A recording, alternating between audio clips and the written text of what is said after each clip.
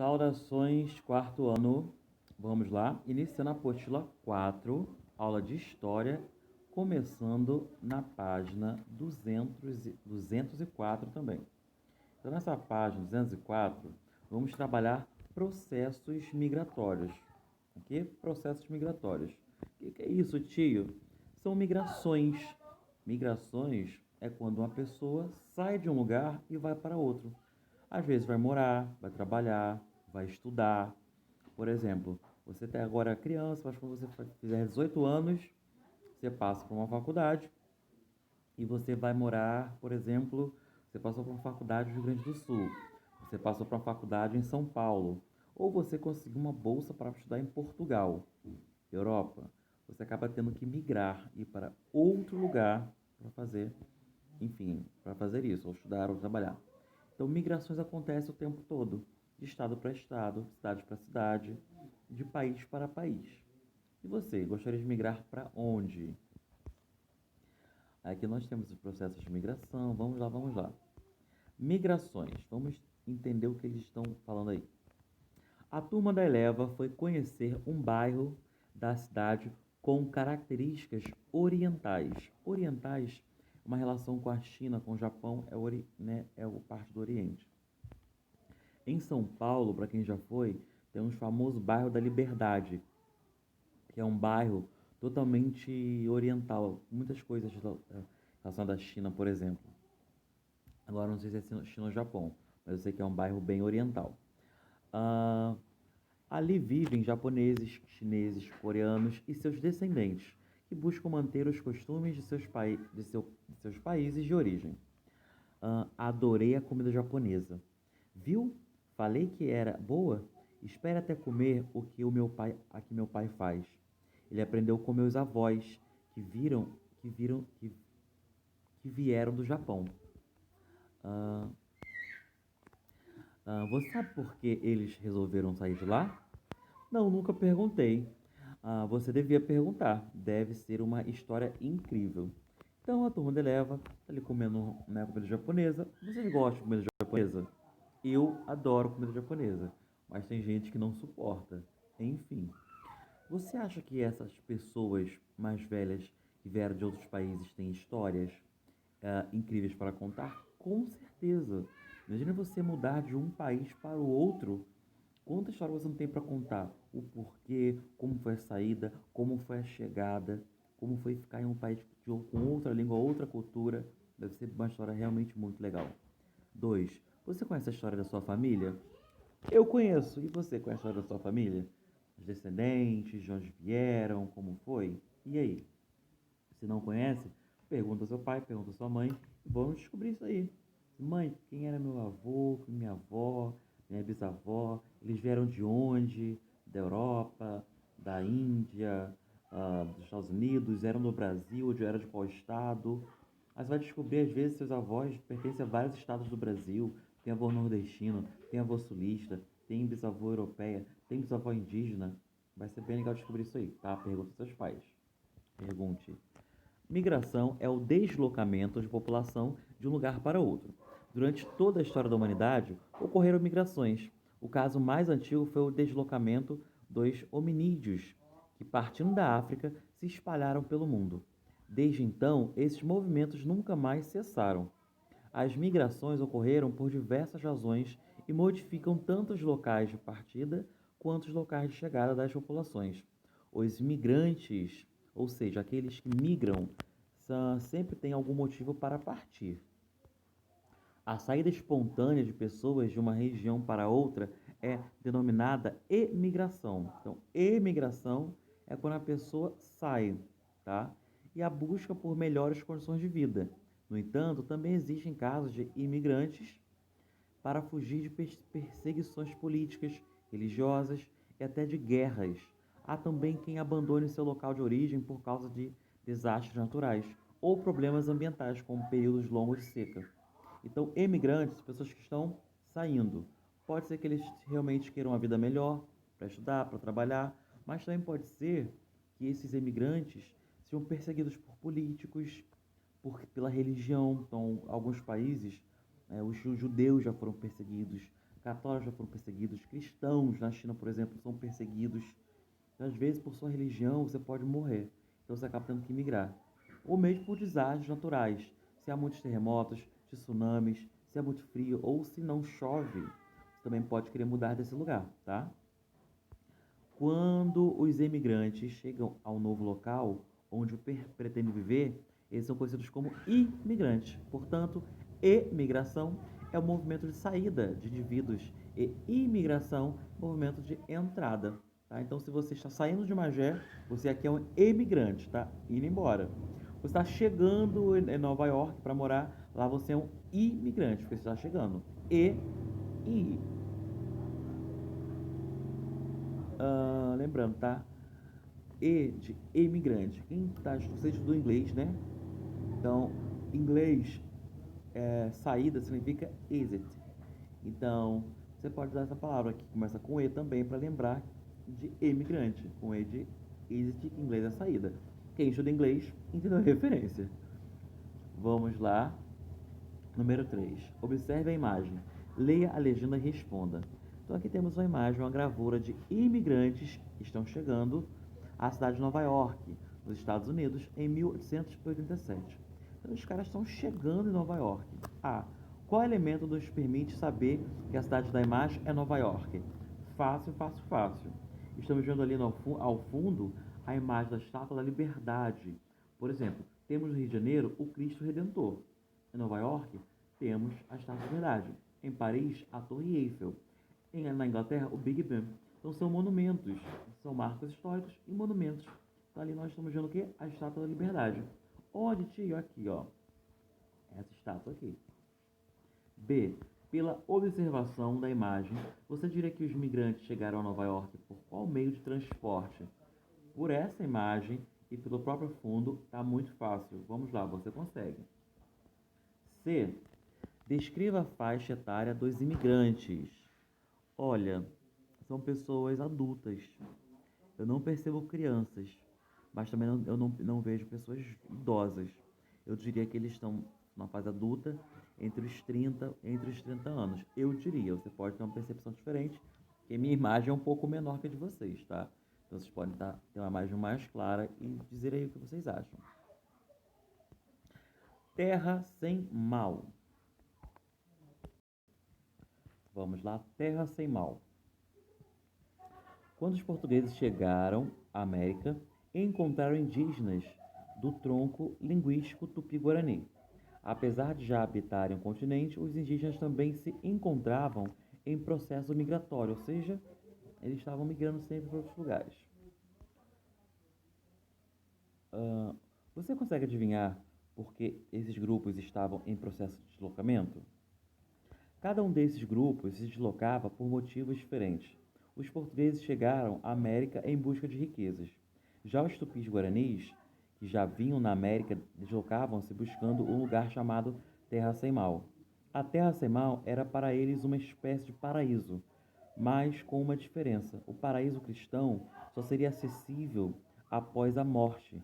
Já a Terra Sem Mal poderia ser encontrada durante a vida. Os tupis guaranis acreditavam que, na Terra Sem Mal, encontrariam seus ancestrais mortos, pois lá não havia morte, também não haveria trabalho, já que a terra produziria por si mesma os alimentos e as flechas alcançariam por si mesmas a caça. As pessoas poderiam descansar e se divertir, como em uma festa eterna. Na Terra Sem Mal também não haveria poder ou hierarquia, e cada um teria a liberdade de governar a si próprio. É interessante você ler isso sobre os indígenas e perceber. Então é interessante, voltando aqui, que os indígenas acreditavam nessa terra sem mal. Isso, na verdade, é o paraíso. Seria o céu para os católicos e para os cristãos, né? A vida eterna no paraíso com Deus. Seria interessante que diferentes povos, diferentes religiões criaram algo muito similar, que é esse lugar de descanso, que não há trabalho, que não há dor, que há alegria. Interessante, né? Então os indígenas também acreditavam no paraíso, só que da forma deles. Entre os indígenas havia homens que se encarregavam de visitar diferentes aldeias e falar sobre a Terra Sem Mal, estimulando a busca permanente. A busca pela Terra Sem Mal não se dava apenas pelo desejo de imortalidade e felicidade, mas também pelo medo. Entre os mitos dos indígenas tupis-guaranis estava a certeza de que o mundo seria destruído por um cataclismo. Tio, o que é um cataclismo? Cataclismo é um desastre ambiental. Vamos combinar? Está acontecendo. Como um dilúvio. Daí, ou um aquecimento global, né? Daí a necessidade de encontrar um paraíso que ficasse livre da destruição. Assim, a busca pela terra sem mal ocasionou um processo migratório permanente pelas terras da América do Sul. Os portugueses encontraram os tupis-guaranis no litoral atlântico, apenas por causa dessa migração, pois eles nem sempre estavam ali. Então, é interessante como eles acreditavam que o mundo seria destruído também e buscavam o paraíso deles, seria a terra sem mal, né? Interessantíssimo isso. 2. Leia o texto abaixo e responda às atividades propostas. De certos anos, vêm os feiticeiros de terras distantes. Chegando o feiticeiro com muita festa ao lugar, entra numa casa escura e, mudando a sua própria voz, lhe diz que não trabalhem e não vão à roça, que que o mantimento por si crescerá e que nunca lhes faltará de comer e que a caça virá sozinha. E promete-lhes longa vida e diz que as velhas vão se tornar moças. E outras coisas semelhantes lhe diz e promete, com o que, com o que os engana. Com o que os engana. Desculpem novamente, mas vocês sabem que letra azul para tio fica bem pior para ser lido, né? Qual é a missão do homem denominado feiticeiro pelo padre Manuel de Nóbrega? Qual é essa missão? Relê aí. O que esse homem aí, chamado feiticeiro, qual era a missão dele ali? B. Que promessas o homem faz aos seus ouvintes?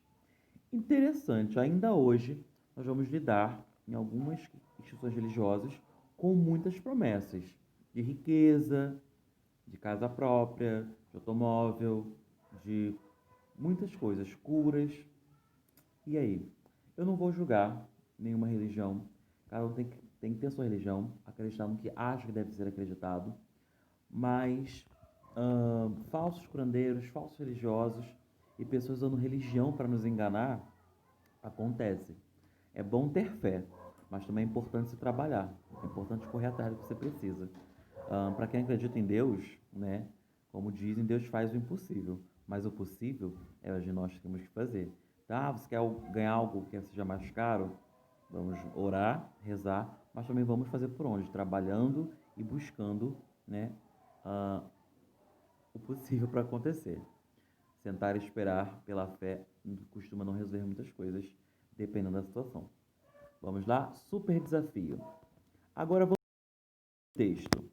Em sua opinião, por que o padre Manuel da Nóbrega diz que o feiticeiro estava enganando seus ouvintes?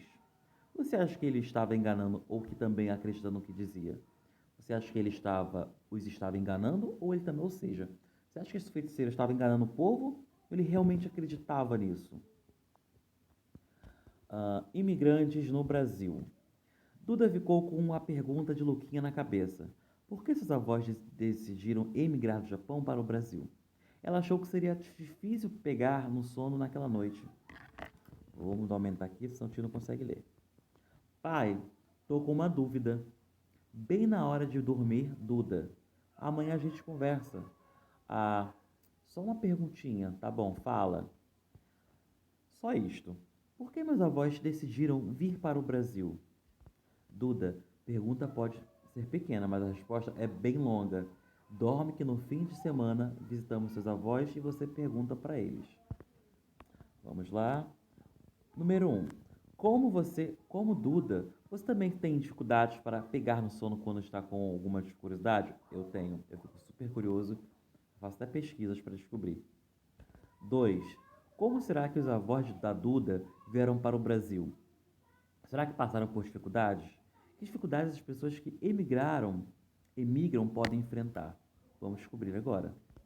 Já sabemos que os indígenas que habitavam o território brasileiro estavam em processo de imigração motivados pela busca da terra do sem mal. Respira, tio, para ler, né? Estavam em processo de imigração motivados pela busca da terra sem mal. No século XVI, chegaram os portugueses. Eles estavam em busca de riquezas e, para obtê-las, escravizaram e trouxeram à força pessoas do continente africano. A partir do século XIX, teve início um novo processo migratório intenso para o Brasil. Tratava-se de um fluxo de europeus e, depois, de asiáticos que se instalaram principalmente nas regiões sul e sudeste do país. Os imigrantes da região sul, principalmente alemães e italianos, estabeleceram-se como pequenos proprietários agrícolas. A maioria nos estados do Paraná, Santa Catarina e Rio Grande do Sul, além do cultivo do trigo, do milho, de frutas e da produção do vinho, os imigrantes deram início à atividade industrial. Já na região sudeste, a imigração europeia ocorria ao mesmo tempo que se dava o término da escravidão. Após a abolição, a imigração se acentuou bastante. Podemos concluir que um dos motivos para os imigrantes irem para o sudeste foi a necessidade de ter trabalhadores para substituir as pessoas escravizadas, principalmente nas fazendas, de ter de café. Porém, depois esses imigrantes também participaram do desenvolvimento da indústria e do comércio pela região. Além de italianos e alemães, também migraram para o sudeste portugueses, espanhóis, austríacos, russos, suíços, húngaros, poloneses, tchecos, judeus, japoneses, sírios e libaneses, ou seja, muita gente da Europa. Esse deslocamento também ocorreu devido a transformações que estavam acontecendo na Europa. Lá, a introdução de máquinas na indústria e na agricultura deixava muitos trabalhadores desempregados.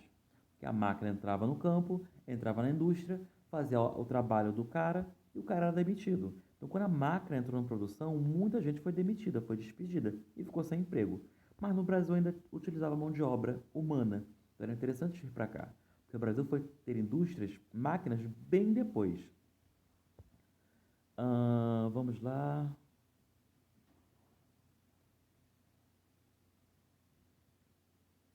O tio parou. Tá. Além disso, guerras e perseguições religiosas e políticas tornavam a vida insegura. Assim, emigrar tornava-se uma solução para diferentes problemas. No Japão, as tentativas para industrializar o país, no final do século XIX, criaram dificuldades para os trabalhadores e agricultores. Isso fez aumentar o desemprego e muitos optaram por emigrar para o Brasil. O deslocamento humano ocorrido entre 1830 e 1930 é um dos maiores já registrados pela história. Somente da Europa partiram cerca de 50 milhões de pessoas. 50 milhões equivale aí nossa, deixa eu fazer as contas aqui, mais ou menos. 50 milhões, vou pensar no Rio de Janeiro, o estado todo, praticamente 3 estados de Rio de Janeiro. Como se fosse 50. Como se fossem, por exemplo, só para fazer o número referente a Magé, vamos lá. Vou fazer uma pontinha aqui. Tá. Equivaleria a 200 vezes Magé de imigrante. Ou seja, pega Magé, multiplica por 50. Daria aí, não, por 200, tá?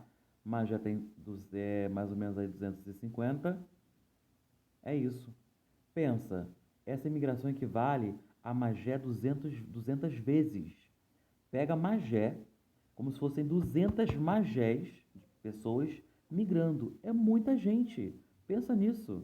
Essa migração equivale a Magé 200 vezes. Continuando. O deslocamento humano ocorrido, tá, já li essa parte, a partir da segunda metade do século XX, o Brasil passou a receber novos imigrantes. Chineses, coreanos, bolivianos, haitianos e, mais recentemente, venezuelanos. Então, a migração continua. Então, lembrando que Magé tem bastante pessoas. A bateria está acabando. Magé tem bastante pessoas. Então tem bastantes pessoas em Magé, ok. Mas multiplica por 200, vai dar o número dessa imigração. Muita, muita, muita gente. Observe a imagem e responda. Em sua opinião, é importante que exista um museu para da imigração? Por quê? Em minha opinião, sim. Esse Museu da Imigração, ele traz a história desse povo, o porquê emigraram, um pouco da cultura. Então, assim, eu, por exemplo, nós não somos mais imigrantes, nós somos descendentes. Às vezes você tem descendência espanhola, americana, italiana, enfim, japonesa, e você às vezes não sabe essa história, mas os museus da imigração vão contar um pouco pra gente do porquê os italianos vieram, do porquê os poloneses vieram, porquê os japoneses vieram. Então é legal sabermos a história das migrações. B. Esse edifício era a hospedaria do imigrante. Você consegue imaginar qual seria a sua utilidade? Sim, a hospedaria do imigrante ele servia para hospedar, para abrigar os imigrantes que estavam chegando. Número 4. Temos aí tá, uma análise da tabela abaixo, analise a tabela abaixo e responda. Então, uma tabela um pouquinho mais complexa para vocês do quarto ano, mas vamos lá. Temos aí nacionalidades, alemã, aqui, ó, tá, gente? Nacionalidades, você vai ter aqui nessa coluna, alemães, espanhóis, aqui você vai ter os anos que eles migraram, tá? E o total, enfim, nós vamos lá. Letra A. Qual foi o período de maior entrada de imigrantes no Brasil? Eu vou pelo total, obviamente, e nesse total, vamos lá.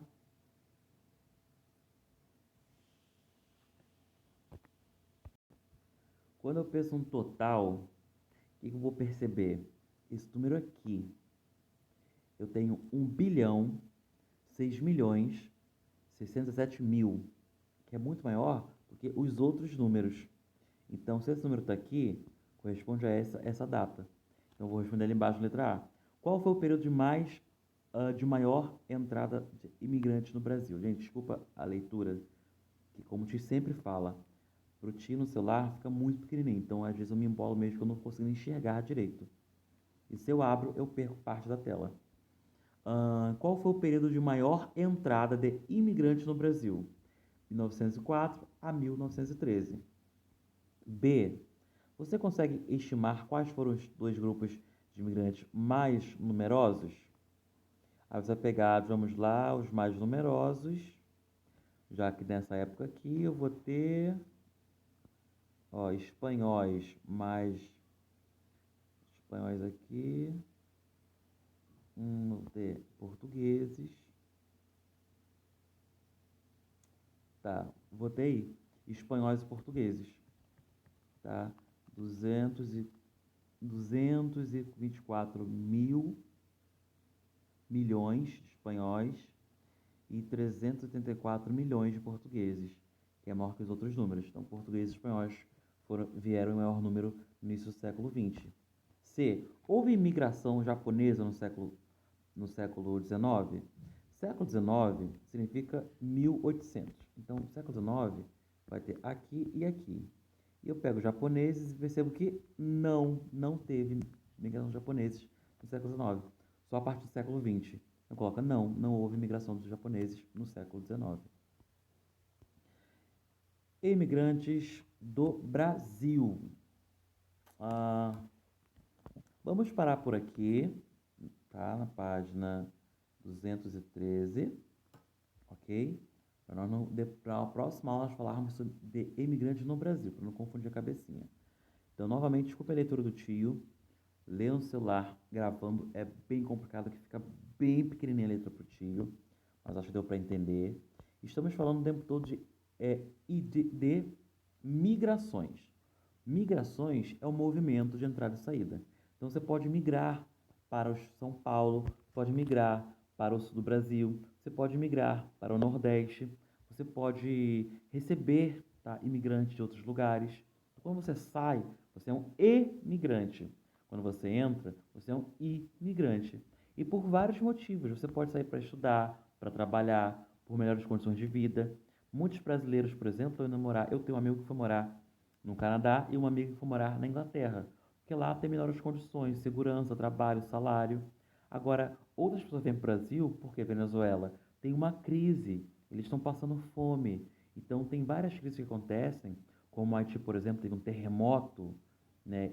Então, por questões da natureza, questões também sociais, eles podem migrar para outro país. O Brasil é um lugar economicamente maravilhoso? Não. Temos problemas também, desemprego, entre outras coisas. Mas ainda assim é melhor que o lugar que eles estão, como Venezuela, Haiti e Bolívia. Então eles migram para cá. Então vamos entender que as migrações acontecem o tempo todo. Ainda hoje existem imigrantes. Então procura a história da sua família, da sua avó, bisavó, tataravó. Veja de onde eles vieram e por que eles vieram, ok?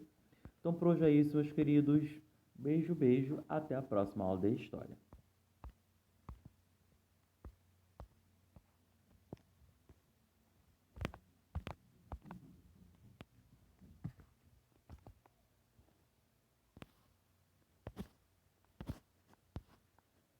Enfim.